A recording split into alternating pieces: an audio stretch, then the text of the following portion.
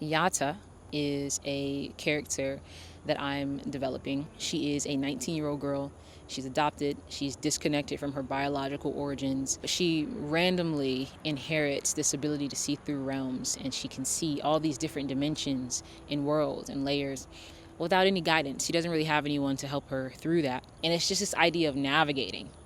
It's just this idea of navigating that consciousness of intuition with this feeling of severance and isolation, all of that stuff. In addition to YATA being a character, it is also an acronym for a philosophy that I've really fallen into over the past few years. And it's this idea that you are the architect. The world around you is a projection of what's within, as above, so below, as within, so without. The energy we put out in the world is going to come back to us in one way or another. My aim is to create a physical walkthrough comic book where each panel is a different part of the story. This one right here you could consider to be the title page.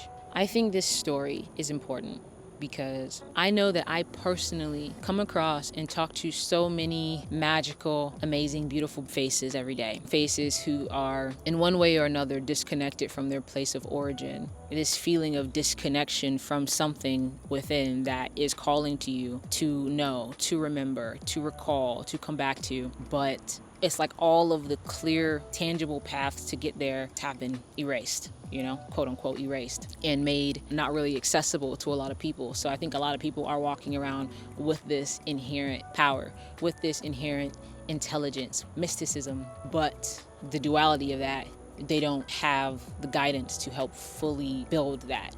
Stories like this will be beneficial to everyone who has this kind of feeling of disconnection and exploring uncharted territories, I think it can be really important. And because of that, I am dedicating a lot of time to building this series, but I do need your help, or I will appreciate your help if you are interested in helping me for the production of said panels. You can contribute to the GoFundMe in the link in my bio. So if you vibe with that, stick around, help me out. I really appreciate it. Okay, and bye.